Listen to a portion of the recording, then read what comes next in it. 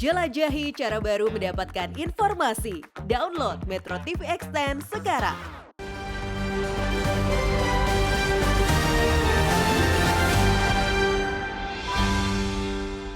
Merdeka dari ketimpangan.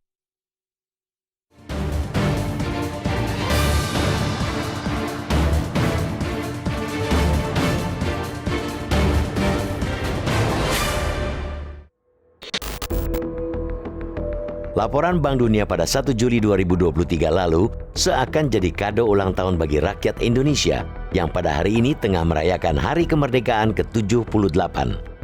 Indonesia, menurut Bank Dunia, kembali menjadi negara berpendapatan menengah atas pada 2022 setelah sempat turun kelas ke kelompok negara berpendapatan menengah bawah pada 2020 akibat tekanan ekonomi di masa pandemi COVID-19.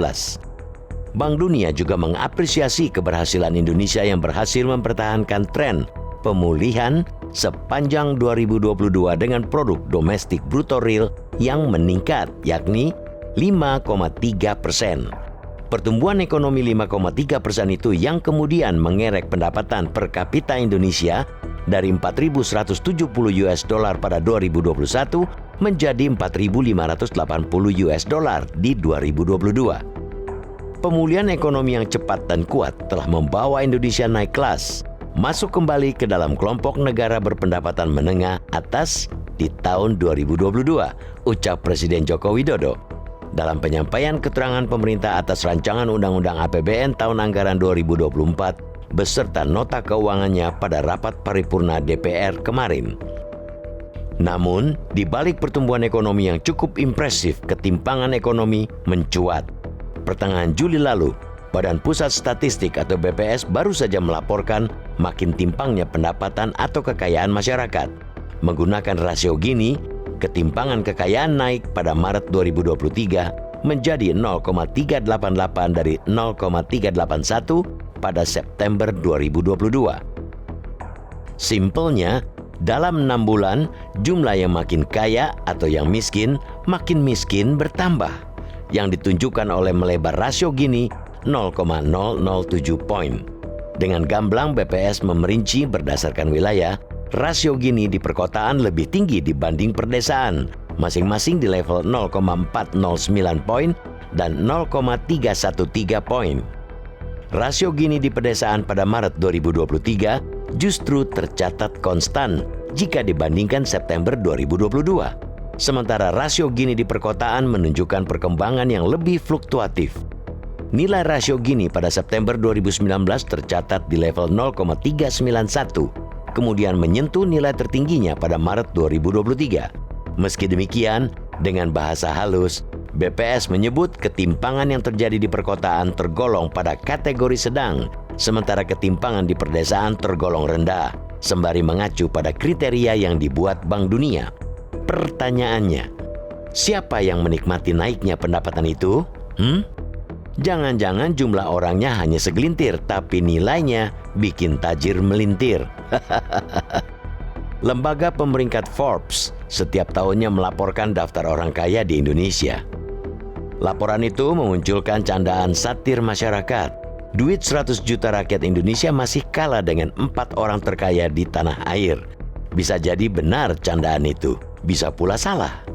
Namun berdasarkan laporan ketimpangan dunia yang diterbitkan World Inequality Lab dari Paris School of Economics, kelompok 50% terbawah hanya memiliki 5,46% dari total kekayaan ekonomi Indonesia pada 2021. Angka itu lebih buruk daripada 2001, sebesar 5,86%. Lalu pada 2021, 10%. Penduduk terkaya di Indonesia menguasai 60,2% ekonomi nasional. Angka itu naik tajam ketimbang 2001 sebesar 57,44%. Perihal pendapatan sama saja. Begitu pula pendapatan kelompok 50% terbawah hanya 22,6 juta rupiah per tahun pada 2021. Sebaliknya, 10% teratas memiliki pendapatan sebesar 285,07 juta rupiah per tahun. Artinya, satu orang dari kelas ekonomi atas memiliki pendapatan 19 kali lipat lebih besar ketimbang orang dari ekonomi terbawah. Rasanya tak sulit bagi masyarakat untuk mencerna data-data di atas karena fakta di depan mata demikian adanya. Namun yang sulit dicerna adalah ungkapan naik kelas, jadi berpendapatan menengah atas.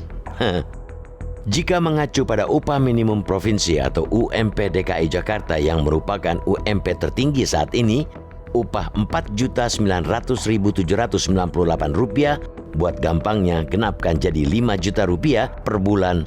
Apakah sudah bisa disebut masuk kategori menengah atas?